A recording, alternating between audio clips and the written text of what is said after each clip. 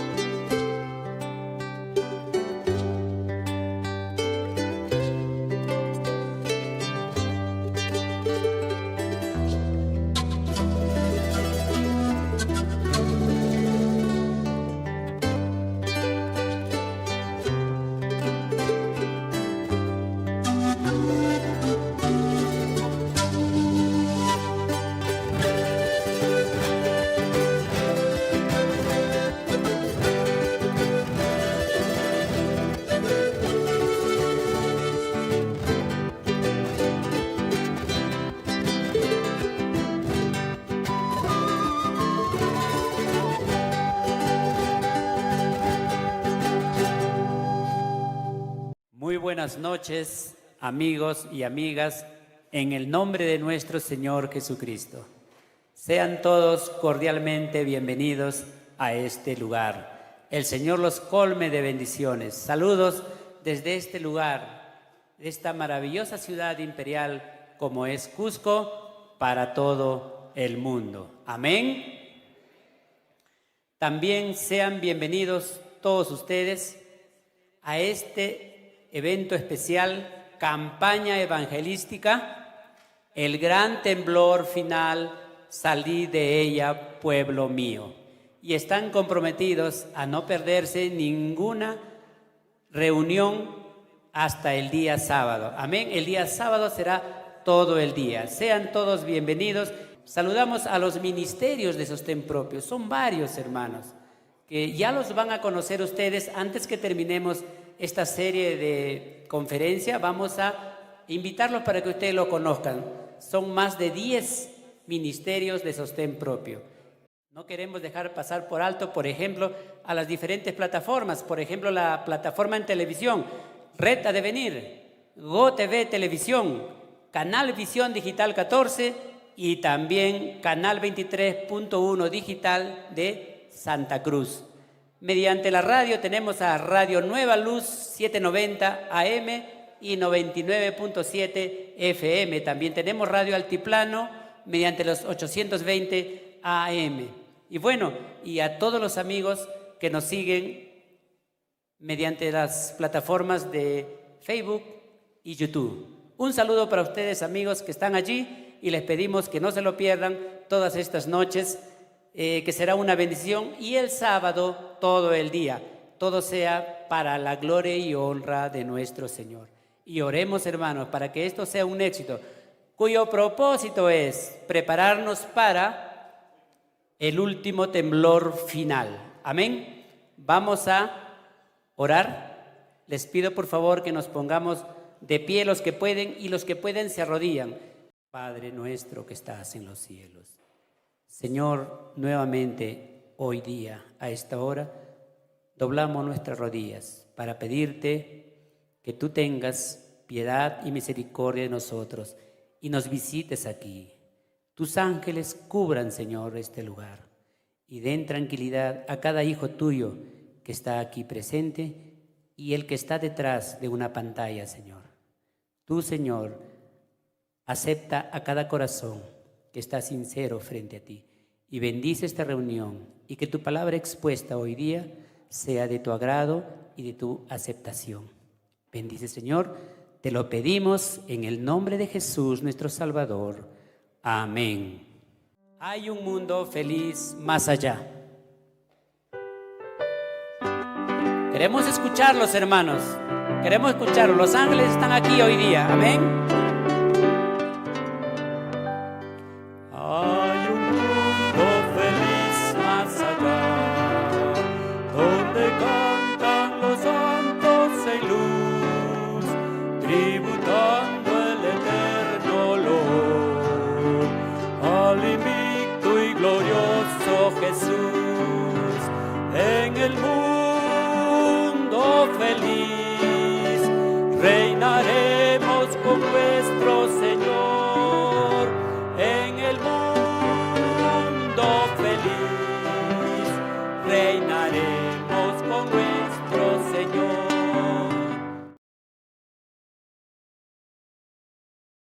En los años 50 después de Cristo, o sea, prácticamente 20 años después de Cristo, la iglesia tenía en Tesalónica un gran problema dentro de su seno.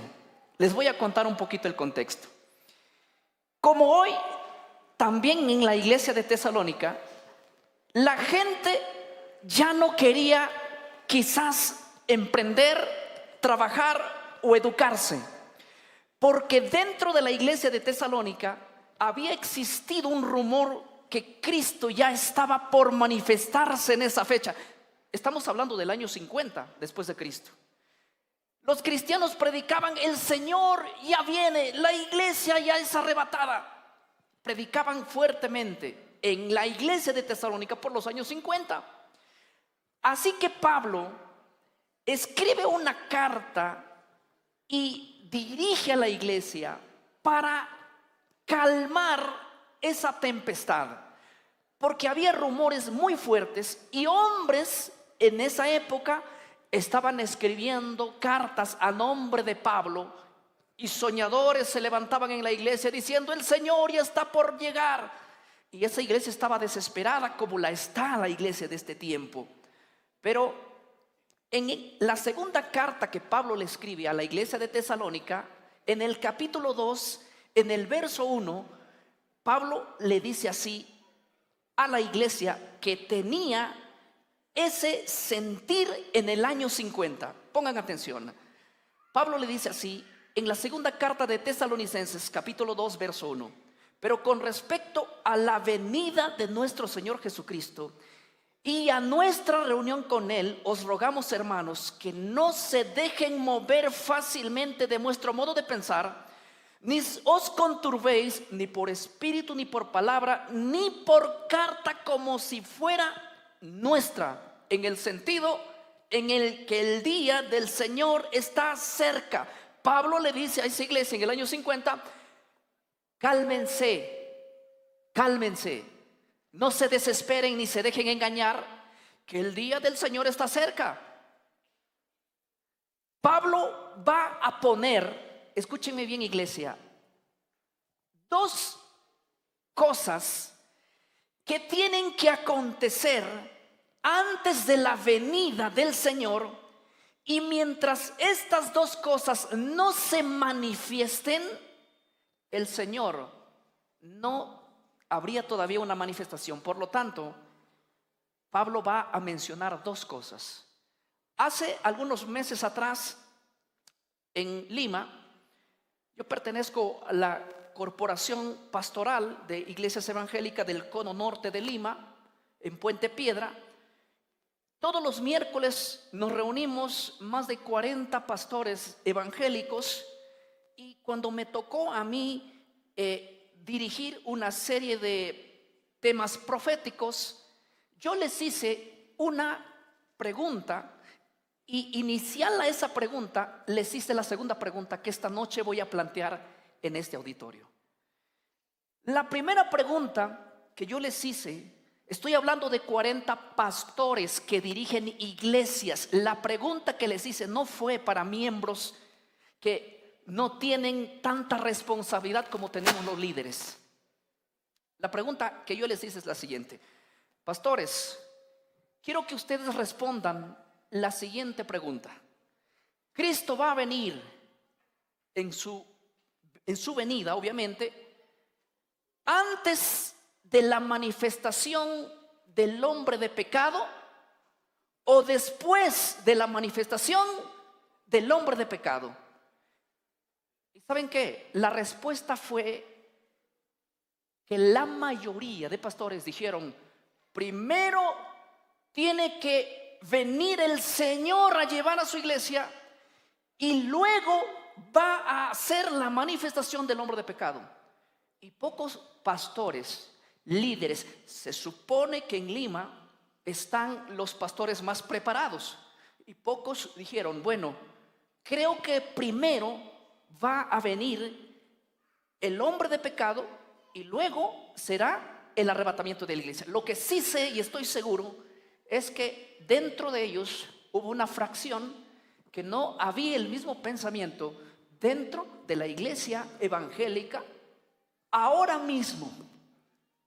Pero la respuesta la tiene que dar Pablo. Pablo, inspirado por el Espíritu Santo, le escribe a la iglesia en 2 de Tesalonicenses, capítulo 2, verso 3, y él va a decir quién es primero. Y antes de leer ese texto, yo quisiera preguntar a todos los que nos sintonizan en diferentes canales y en páginas, que también se hagan esa pregunta sincera: ¿quién va a venir primero? ¿El Señor va a llevar a su iglesia y después aparecerá el hombre de pecado?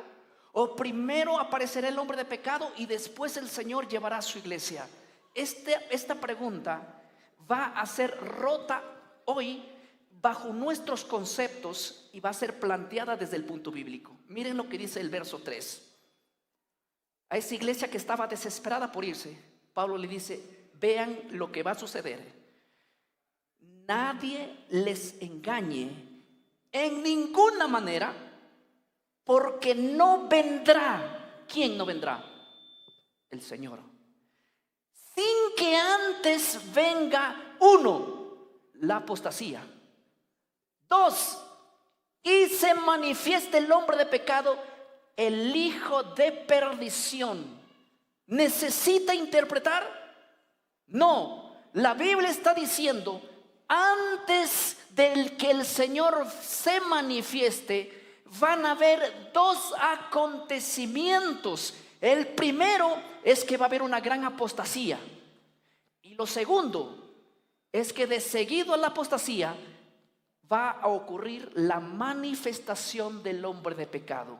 Lo que Pablo está diciendo: no se desesperen, le estaba diciendo Pablo a la iglesia en Tesalónica, que ustedes están diciendo que el Señor ya viene, que el Señor ya viene, que el Señor ya está aquí, que ya se manifiesta. Como lo que hoy día la iglesia está diciendo. Hoy en día la iglesia, y hay muchos predicadores evangélicos que están en todas las redes. Es más, vean ahora, ¿y qué es lo que la iglesia está diciendo? El arrebatamiento de la iglesia puede estar esta semana, puede ser la otra semana. Pero yo les voy a decir una cosa: Pablo ha dicho que hay 2 acontecimientos antes de que el Señor venga por su iglesia.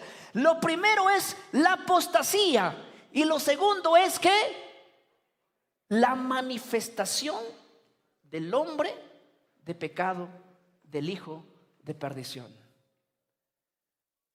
Esto es muy interesante. Esto rompió con la creencia que en los años 50 la iglesia ya se quería ir.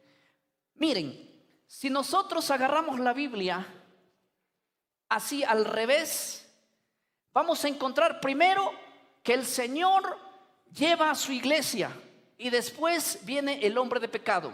Pero si nosotros leemos la Biblia por su derecho, vamos a encontrar primero que viene el hombre de pecado, el hijo de perdición, y después ¿qué? El advenimiento del Señor. ¿Y quieren que les diga algo? El verso 8 dice que cuando el Señor venga, va a encontrar aquí al hombre de pecado. Quiere decir que el hombre de pecado viene primero. Lean el verso 8. El verso 8 dice: entonces se manifestará aquel inicuo a quien el Señor matará con el espíritu de su boca y destruirá con el resplandor de su venida. O sea, no necesitamos explayarnos mucho en este detalle, porque la Biblia literalmente está diciendo que antes del regreso inminente de Cristo, primero hay una gran apostasía. Y déjenme decirles que en Apocalipsis nosotros encontramos al caballo blanco. El caballo blanco representa la iglesia del siglo I, que su doctrina era todavía blanca. La apostasía no entró en el primer siglo, la apostasía entró después de la muerte de los apóstoles. Por lo tanto, los tesalonicenses querían ser arrebatados, pero es que todavía no había, siquiera se había manifestado la apostasía en su plenitud y no había aparecido el hombre de pecado aún. Por lo tanto, hoy en día les voy a decir una cosa, iglesia. A nosotros nos han dicho que lo primero que viene es el arrebatamiento de la iglesia y luego la manifestación del hombre de pecado. Por eso es que hoy en día, en este mismo momento, se está predicando en muchos canales, en muchos sitios de internet. Están predicando de que probablemente mañana o pasado, la otra semana, exista una desaparición masiva de personas. Pero es que ¿cómo van a desaparecer si el hombre de pecado ya vino? La segunda pregunta que yo hice, después de hacer esta, respondiendo la pregunta, les hice de nuevo la pregunta. Según la Biblia, ¿quién viene primero? ¿El hombre de pecado o el arrebatamiento de la iglesia? Ahora todos con Biblia, los 40 pastores dijeron, bueno, ahora viene, según el texto, el que se manifiesta primero es el hombre de pecado. Y ya saben que les dije, muy bien, ahora sí están entrampados. Y así como están entrampados todos esta noche. Porque si ustedes aceptan que el hombre de pecado viene primero y después la manifestación del hombre de pecado, según la aceptación de la Biblia, ahora sí se entramparon. ¿Por qué? Porque la segunda pregunta es más mortal que la primera. La segunda pregunta es: ¿quién es el que va a causar la gran tribulación? Esa es la pregunta. ¿Quién va a causar la gran tribulación? ¿Quién causa la gran tribulación? El hombre de pecado. Y si la iglesia no ha sido arrebatada hasta la aparición del hombre de pecado, ¿qué les hace pensar que la iglesia no va a pasar por la gran tribulación? ¿Estamos entendiendo la idea? Es muy clara. Y si nosotros estamos diciendo que vamos a ser arrebatados para no pasar la gran tribulación, porque esto es lo que se enseña cada día en la iglesia. El favorito, mira, el evangélico pentecostal no puede ser evangélico pentecostal si no cree en lo que les estoy diciendo. En el arrebatamiento, en el rapto de la iglesia, antes de la manifestación del hombre de pecado. Y se nos ha enseñado por años diciendo, nosotros somos la iglesia del Señor y antes de que venga la gran tribulación, nosotros tenemos que ser arrebatados para no pasar por la gran tribulación. Pero cuando se les muestra este texto, que el hombre de pecado viene primero y después el Señor, y cuando se acepta que es así, porque es bíblico, la otra pregunta surge: Entonces, si la iglesia no ha sido arrebatada y viene el hombre de pecado viene para hacer una grande tribulación, una grande persecución. Entonces, por obvia razón, por lógica y por Biblia, la iglesia tiene que estar aquí para pasar la grande tribulación. Yo le voy a decir una cosa. A mí muchos me dicen: pero pastor, nosotros somos la niña de los ojos del Señor. ¿Cómo es posible que vamos a pasar por la gran tribulación si Dios nos va a librar de la ira venidera? Sí, el Señor va a librar a su iglesia de la ira venidera, sí, pero de la ira cuando Él venga a llevar a su iglesia y en gran día de su ira, eso vamos a ser librados. Pero hay dos iras: la ira del Señor que viene a destruir el pecado y a llevar a su pueblo, y la ira del dragón que viene a perseguir a la iglesia. De la ira del dragón la iglesia no es librada, sino tiene que pasar. Pero la iglesia es librada de la ira del día de la destrucción, cuando Dios viene a poner fin al sistema de los mundos ahora aquí. Ahora, yo quisiera decirles lo siguiente. El día de anoche estuvimos analizando bíblica e históricamente que la creencia siempre ha sido a través de la historia que la iglesia va a ser arrebatada, sí, pero en la manifestación del Señor, en su segunda venida, en la segunda venida del Señor, no antes de eso. ¿Saben por qué? Se nos ha predicado de que el rapto de la iglesia va a ocurrir antes de la venida del Señor. Justamente, supuestamente, para darle lugar aquí al hombre de pecado, para que atribule y tenga tribulación sobre aquellos que no se quedaron. Pero déjenme decirles que si la iglesia ha sido arrebatada, si la iglesia se fue ya con el Señor, ¿para qué viene? ¿A quién vendrá a engañar el hombre de pecado? ¿Cuál es el chiste si quiere engañar a los que ya están engañados? Es más, la doctrina dispensacionalista que enseña esta doctrina dice que cuando Cristo venga a arrebatar a su iglesia, el Espíritu Santo también se va con la iglesia. Y aquí se quedan personas totalmente a la merced del enemigo. Pero dicen una cosa: pero en ese tiempo va a haber todavía oportunidad de salvación, dicen ellos. Y la pregunta es la siguiente: ¿quién les convencerá de pecado a las personas que se quedan aquí? Si el Espíritu Santo se fue de la tierra, ya que la función del Espíritu Santo es convencer al mundo ¿de qué? De pecado. Esa pregunta tienen que responder y tienen que ser serios en responder eso. Punto número 2. Si la iglesia ha creído esto a través de la historia, ¿por qué hoy en día se cree diferente? Si los apóstoles murieron, ¿quién de los apóstoles no murió?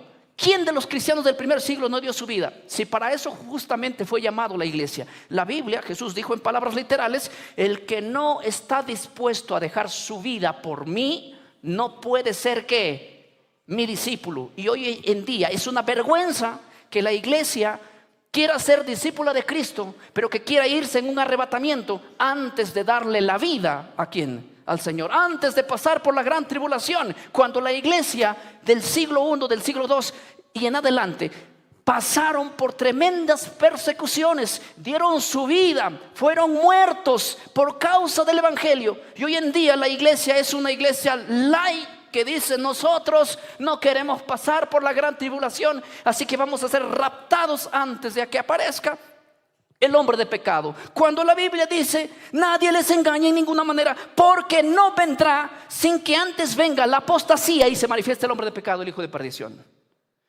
No soñemos con fantasías. No soñemos con fantasías. Anoche dije yo que uno de los peligros más grandes del tiempo de hoy es creer que vamos a ser arrebatados antes del regreso de Cristo. Y hoy voy a decir por qué esta creencia es tan peligrosa. Para entender esto, yo quiero por lo menos enfocarme en un punto muy claro. ¿Por qué la iglesia ha cambiado la postura de la Biblia y la postura de los apóstoles, la postura de Cristo y la postura de las profecías? Y aún están refutando a Pablo, porque aquí Pablo dice que el Señor no va a venir a la reunión con su pueblo hasta que venga el hombre de pecado, hasta que venga la apostasía. ¿Por qué esto se cambió y la mentalidad evangélica hoy cree diferente? Por una razón. Yo quiero que ustedes mediten conmigo en el libro de Daniel 7. Hoy voy a darle una explicada a vuelo de pájaro, porque tenemos mucho que hablar y poco tiempo. En el capítulo 7 del libro de Daniel, pongan atención que voy a utilizar el lenguaje más sencillo para que me entiendan aún los niños que están adelante. En Daniel capítulo 7, Daniel ve en visión 4 bestias. Escuchen bien, 4 bestias. Cada bestia significa un poder, una potencia que se levantaría en la tierra. El primer poder que ve Daniel es un león, y la propia Biblia explica que ese león representa al imperio de Babilonia, y así fue. Babilonia surgió en los años 600 y tuvo su gobierno más o menos hasta el 538, 539 antes de Cristo. Es una potencia mencionada en Daniel 7.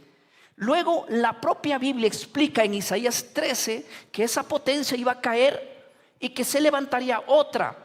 Y Isaías claramente dice que era Ciro el que se levantaría. El libro de Daniel 8, el capítulo 20, dice que el poder que se levantaría obviamente era Medo y Persa. Es más, cuando nosotros vamos a la historia encontramos que el segundo poder que está representado en Daniel 7 como un oso es nada más y nada menos que los medos y los persas. Pero la Biblia enfoca en Daniel capítulo 7 más una tercera bestia representada por un leopardo, y que este leopardo sería la tercera bestia o el tercer poder que dominaría la tierra. Y nada más y nada menos tenemos aquí el candidato como los griegos. De hecho, Daniel capítulo 8 versículo 21 dice que es los griegos representados allí como un leopardo. Así que el cuarto poder en la tierra, según Daniel 7:23, dice Daniel 7:23, la cuarta bestia sería un cuarto poder en la tierra. Pero pongan atención que voy a definir en un par de minutos lo siguiente. Enfaticen conmigo. La cuarta bestia en la Biblia, la cuarta bestia representa al imperio romano. No existe teólogo evangélico, presbiteriano, testigo, mormón, sea adventista, evangélico, todos no debaten que la cuarta bestia es Roma. Claro, la Biblia habla de una característica específica que tiene la cuarta bestia. La Biblia menciona en Daniel 7, a partir del versículo 7 en adelante, que la cuarta bestia tenía 10 cuernos, y que de en medio de los 10 cuernos surgiría un cuerno más pequeñito, pero más poderoso que los 10. ¿Cuántos serían con ese? 11. Pero en Daniel 7, 23, 24, dice la Biblia que ese cuerno pequeñito que surgió, ese empezaría a mirar a esos 10 y hacer guerra a 3 de ellos hasta destruirlos. Ese cuerno pequeño, que su nombre bíblico en Daniel 7:25 es cuerno pequeño, es el mismo poder del cual está hablando el libro de Segunda de Tesalonicenses 2, el hombre de pecado. Su nombre en Tesalonicenses es el hombre de pecado. Su nombre en Daniel es ¿qué? El cuerno pequeño. En Apocalipsis también lo van a ver, en Apocalipsis 13, como la bestia que sube del mar. Es el mismo poder. Ahora, si nosotros logramos identificar quién es ese cuerno pequeño, yo les voy a decir esta noche, con base histórica y bíblica, ¿Cómo lo identificaron a ese poder? Nuestros hermanos de antaño, nuestros hermanos de hace muchos años, de los primeros siglos hasta los reformadores. Pero para eso yo quiero decirles una cosa.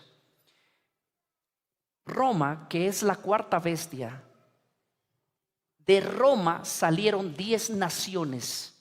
Después de la invasión de los bárbaros, de las tribus germánicas, Roma quedó dividida en 10. Y el imperio romano fue debilitado porque se dividió en 10 naciones, las cuales esas 10 naciones conformaban la antigua Europa.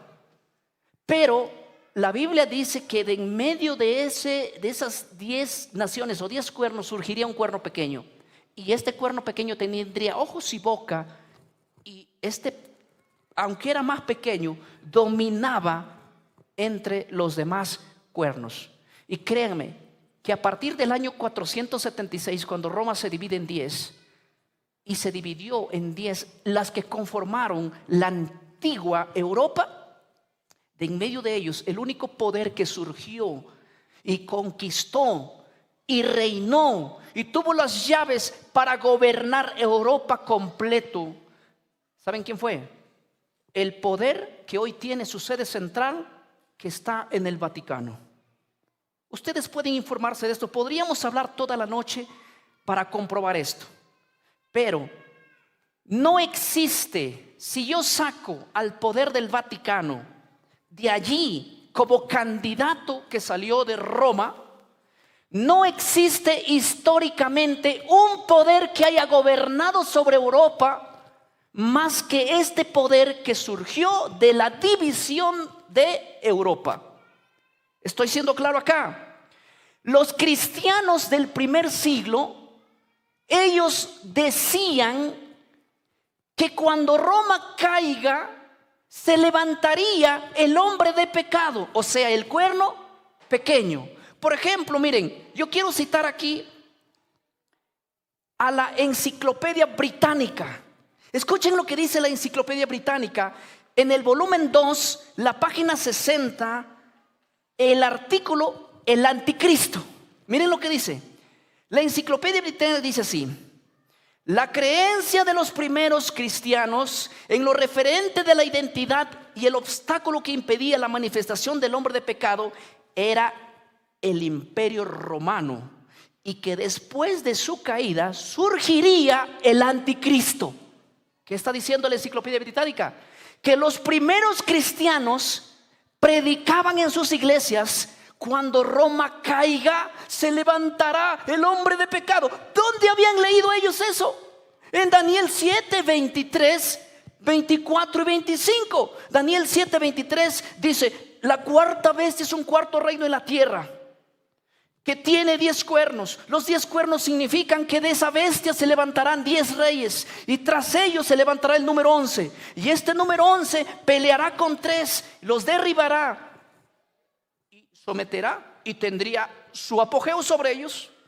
Por eso es que los cristianos del primer siglo, de los primeros siglos, antes que Roma caiga, porque Roma cayó en el 476, antes del 476 ellos decían: el hombre de pecado, el cuerno pequeño, va a levantarse, pero para que se levante tiene que caer Roma. Y Roma estaba en el siglo 1, Roma estaba en el siglo 2, Roma estaba en el siglo 3, no caía. Miren lo que dice, por ejemplo, aquí. Yo quiero leer.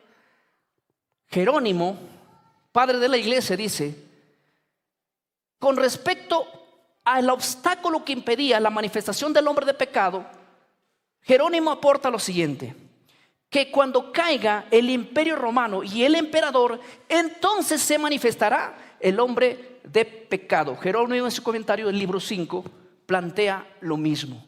Y hay aquí Justino Mártir.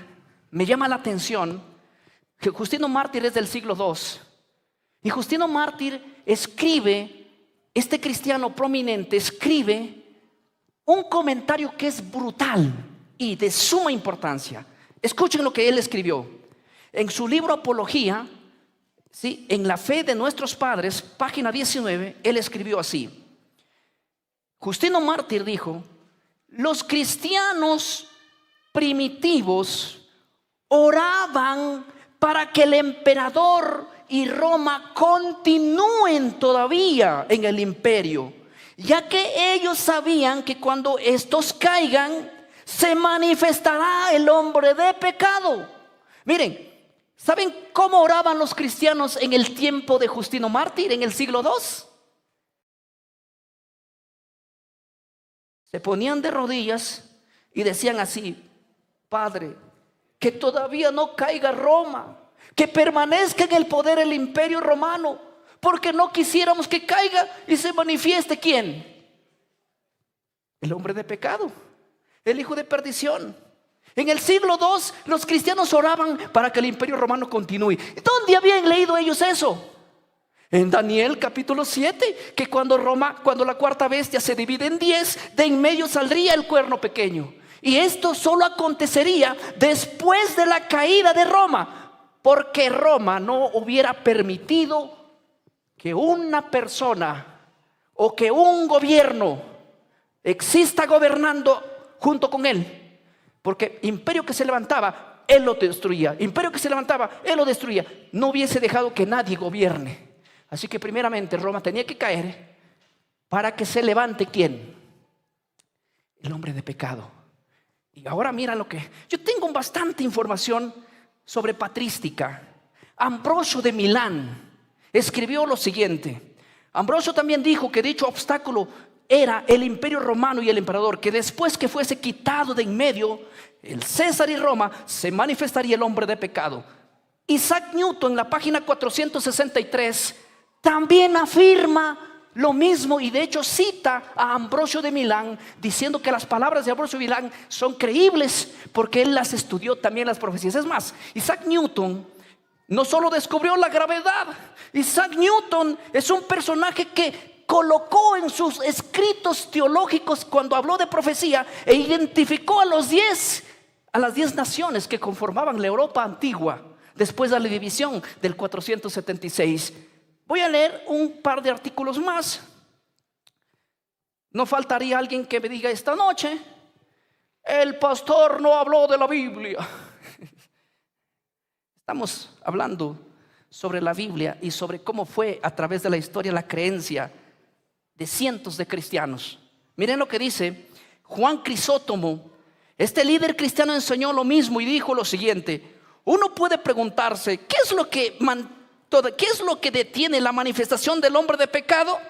Él se responde: el imperio romano. Cuando esto desaparezca, entonces vendrá el hombre de pecado, porque mientras dure el temor de la gente hacia el emperador de Roma, nadie se ensalzará por sí solo. Pero cuando el emperador desaparezca, entonces el hombre de pecado se manifestará e intentará gobernar el reino de Dios y de los hombres. Juan Crisóstomo, antes de la caída de Roma, él decía: Roma va a desaparecer, y cuando desaparezca se levantará el hombre de pecado e intentará ¿qué? Gobernar ¿qué? La iglesia y a los hombres. Y ahora voy a decirles lo siguiente. Voy a citar el último párrafo. El historiador eclesiástico Eliot dice: tenemos el testimonio unido de los padres apostólicos desde Ireneo del 130 al 200 después del Mesías, del discípulo de Juan Crisóstomo del 347 al 407, inclusive a Jerónimo del 331 al 420, todos ellos asegurando que después de la caída del imperio romano se levantará el hombre de pecado. La hora apocalíptica, en su libro que escribió Eliot en la página 92. Así que es irrefutable que los primeros cristianos a través de la historia nunca creyeron que primero viene el arrebatamiento de la iglesia y después la manifestación del hombre de pecado. Los cristianos primitivos en una decían: primero se va a manifestar el hombre de pecado y luego viene ¿quién? Cristo. Esa era la creencia de la iglesia. Esa es la creencia apostólica. Esa es la creencia de la Biblia. Esa fue la creencia de todos, inclusive los padres de la Reforma, que existieron en el siglo XVI y mucho antes de ellos. Todo 1600 años la iglesia creyó y defendió eso absolutamente porque ellos estaban basados en las profecías, porque ellos no creían que no van a pasar por la gran tribulación. De hecho, ellos esperaban la gran tribulación para que después de eso se encuentren con el Señor y digan y estén cantando allí. Porque un ángel decía: ¿y quiénes son estos? ¿Y de dónde han salido? Son aquellos que han salido de la grande, ¿qué? Tribulación. Es que ellos tenían que pasar por eso. Era un procedimiento. Jesús dijo: de la misma copa que yo bebo, ustedes beberéis, y en el mismo bautizo que yo me bautizo, vosotros seréis bautizados. Hablando inclusive del sufrimiento que él tomaría y del bautismo, refiriéndose a su muerte inclusive. Jesús nunca dijo lo contrario. Pero este mismo cuerno pequeño, el cual está señalado en Daniel 7:25, fue descubierto en el siglo XVI. Ya no pudo ocultar más. Hombres antes de Lutero condenaron a la iglesia. Escúcheme bien, iglesia. Por 16 siglos todos los hombres habían identificado quién era el cuerno pequeño. ¿Y saben quién era el cuerno pequeño para ellos? El poder que tiene su sede central en Roma. El cerebro de la iglesia católica que está en el Vaticano. No había otro anticristo para ellos que este. Nunca ha habido en la mentalidad de los cristianos por 16 siglos que el anticristo era otro. No. Para ellos el anticristo siempre ha sido el poder que domina ¿dónde? En Roma. Esa ha sido la convicción. Por eso que ellos peleaban contra ese poder, contra ese sistema, y morían en la hoguera como Jos, cantando y adorando, porque sabían que estaban siendo torturados por causa de una gran verdad siendo manifestada, y peleando en contra del cuerno pequeño, del hombre de pecado. Y estos temas hoy en día no se lanzan en la iglesia. ¿Saben por qué no se lanzan estos temas? Porque las iglesias evangélicas en su gran mayoría se visitan con el Vaticano. Y claro, ¿cómo vamos a hablar del que está sentado en Roma si ya somos amigos y nos comemos juntos un menú, nos comemos juntos un lomo saltado? ¿Cómo vamos a hablar de ellos ya si son amigos? No, el cuerno pequeño es enemigo de la iglesia, y la iglesia tiene que saber esto. No se puede hacer alianza con el Vaticano. En los Estados Unidos, que se formó, fue un país protestante, el cual el Papa nunca llegaba allí. ¿Saben por qué? Porque al principio, al fundarse Estados Unidos, los Estados Unidos se fundan por la persecución de gente que huía del poder del Vaticano. Ellos en sus primeros años dijeron: nunca vamos a permitir que aquel que nos ha perseguido por años pise aquí ahora somos americanos, tierras libres de la libertad, de la opresión, de la persecución.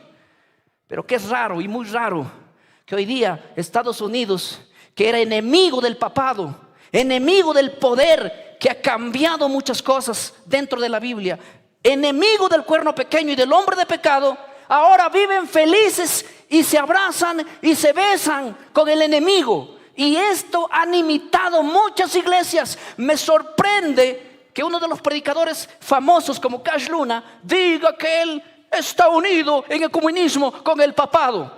Eso es terrible.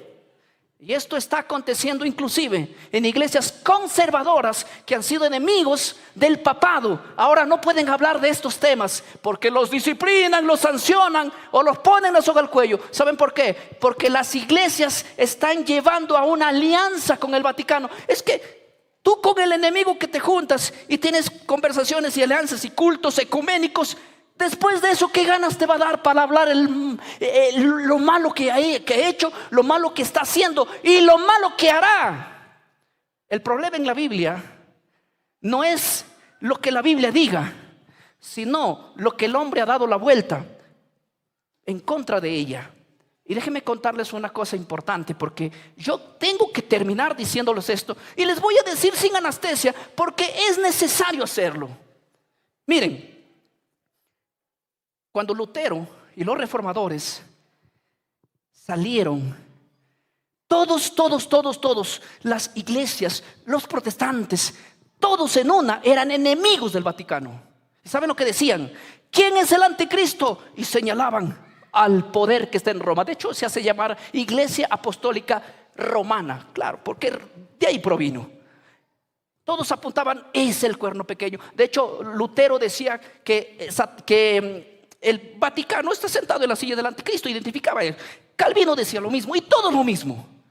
Pero de pronto la iglesia se vio acusada diciendo, nosotros somos el anticristo, y nos acusan los protestantes. Todos los protestantes en solo la Biblia, los que creen en solo la Biblia, dicen que nosotros somos el cuerno pequeño.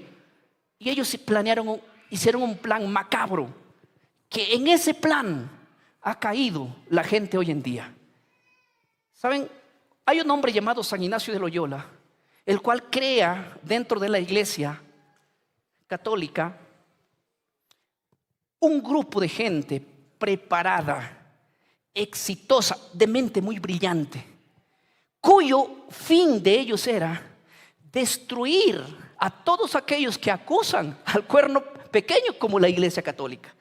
El fin de ellos era influenciar nuevas doctrinas sobre ellos para no creer, o porque la gente diga, no es el hombre de pecado, no es el Vaticano el cuerno pequeño, no es el anticristo.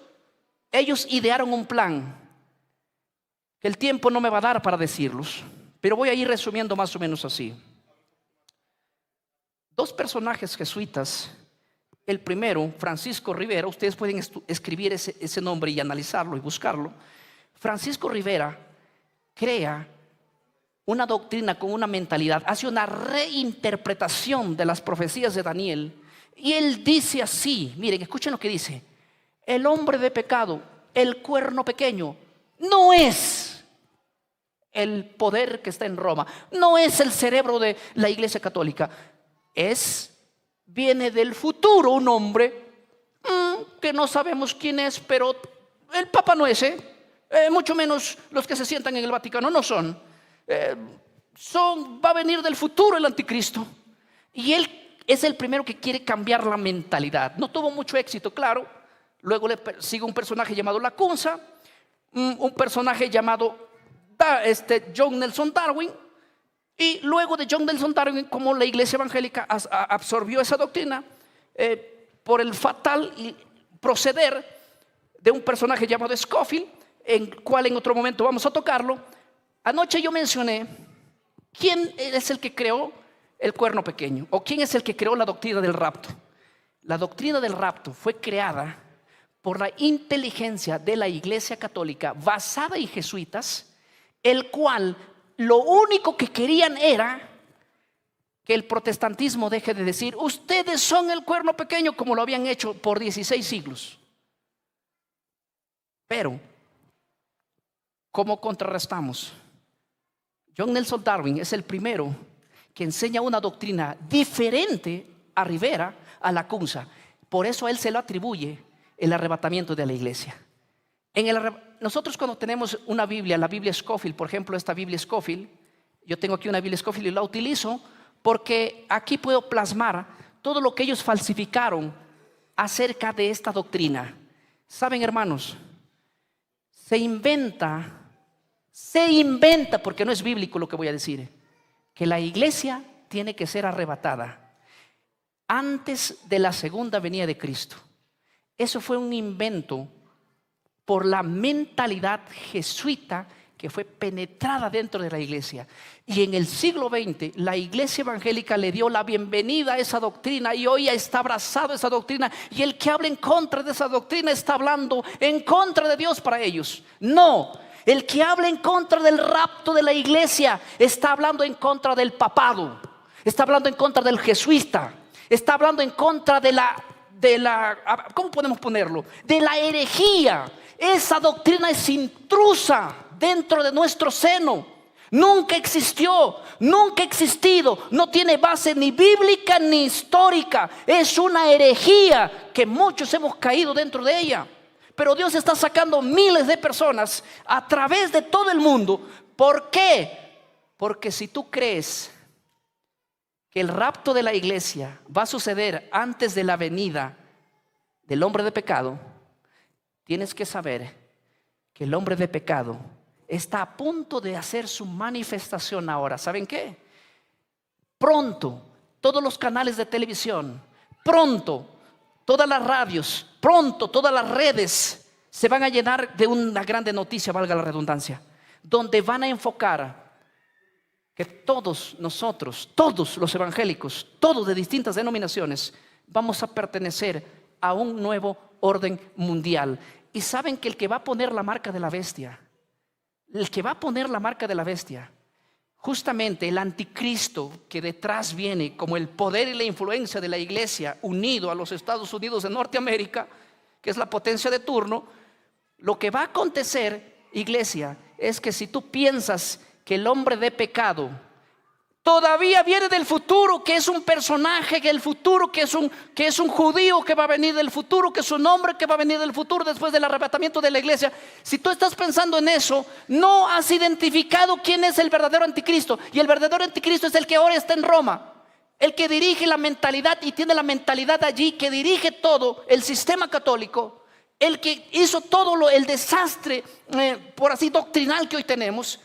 Y si tú no logras identificar a ese anticristo y estás mirando otro anticristo, cuando es verdadero anticristo, que es ese sistema, se levante para imponer órdenes sobre la iglesia, nosotros nos vamos a unir con ellos, porque vamos a decir: pero si tú no eres el anticristo, tú eres el que nos traes paz y seguridad, tú eres el que nos estás proponiendo muchas cosas. ¿Y el anticristo quién es? El anticristo viene del futuro todavía y no eres tú. Lutero se levanta y resucita, y él no vendría a predicar a la iglesia católica, él vendría a predicar a la iglesia evangélica y diría: yo morí peleando con el cuerno pequeño y ustedes ahora están haciendo alianza con ellos. Es una locura lo que sucedió. Se vuelve a morir él. ¿Por qué? Porque no fue esto lo que ellos enseñaron, y porque no es esto lo que la Biblia enseña. Y el peligro, iglesia, el peligro de creer que el anticristo no es el poder que está en Roma, es que tu mente de ti dice: no es el anticristo él. Entonces, ¿quién es? Mira para otro lado, viene del futuro. ¿Cuándo? Ni te preocupes, porque tú te vas a ir en un rapto. Es más, ni averigües quién es, ni qué tiene que ver contigo, nada. Y mientras tú mires para el anticristo falso, pantalla, un espejo que te han puesto, un anticristo falso que nunca va a aparecer, porque el anticristo ya apareció y va a ser su segunda aparición. ¿Y saben quién es? Ese poder que está en Roma. Hoy día la mente jesuita te tiene pensando: mira las profecías, mira el reloj profético que está en Jerusalén. En Jerusalén, cuando se levanta el tercer templo, es porque está cerca el anticristo. Mentira. Tú tienes que mirar todo lo que hace el Vaticano hoy en día, todo lo que sucede en los Estados Unidos de Norteamérica hoy en día. Ese es el reloj profético para indicarnos que el anticristo se está levantando. Y lo peor de todo es que la iglesia ni siquiera lo ha identificado quién es. Y si no lo ha identificado quién es, se va a casar con el anticristo, esperando a un anticristo que nunca va a aparecer. El anticristo está hoy en día trabajando con las iglesias organizadas de todo el mundo, y tiene gente en todas las organizaciones hoy en día, y se están casando y matrimoniando ecuménicamente todos. Y hay que quedarnos mudos, ¿verdad? Hay que quedarnos mudos. No, hay que ir a la hoguera diciendo esto. ¿Qué nos interesa si nos odian? ¿Qué nos interesa si nos llaman falsos? Yo quiero quedar bien con Dios. Yo no sé tú, pero tú tienes que tomar una decisión. Ser enemigo del anticristo o aliarte con él es decisión tuya y decisión personal que uno hace. Pero yo y mi casa vamos a servir a Jehová. Yo y mi casa serviremos a Jehová. Permíteme hacer una oración contigo. Bendito Padre que estás en el cielo, gracias te doy por darme la oportunidad de estar en este grande auditorio con cientos de personas aquí, y orando también por todas las personas que nos ven a través del mundo en los diferentes canales, en los más de 90 países que está llegando esta transmisión. Bendice a cada persona que con corazón sincero te busca, porque estamos viviendo los últimos días, cuando la aparición tuya viene y está tan cerca. Y antes de que tú vengas por tu iglesia, estamos a punto de ver en estos años cómo el anticristo se va a levantar en una gran persecución, cómo Roma se va a unir hacia el Estado americano y van a llevar a un nuevo orden mundial. Mientras la gente mira ahora a Jerusalén, ayúdanos a mirar al verdadero reloj profético que acontece allá, al verdadero anticristo, y ayúdanos a no hacer alianza con él, a tener valor, fuerza, vigor de enfrentarlo, de conocer al enemigo. No podemos identificar quién es el enemigo si por la Biblia no nos trazamos a identificarla. Bendice, Señor, cada mente esta noche. Oramos porque tú eres un Dios de amor, que nosotros hacemos nuestra parte, mas tú tocas los corazones de ellos. Al Padre, al Hijo y al Espíritu Santo clamamos. Amén, amén, amén. Que Dios nos bendiga a cada uno de nosotros.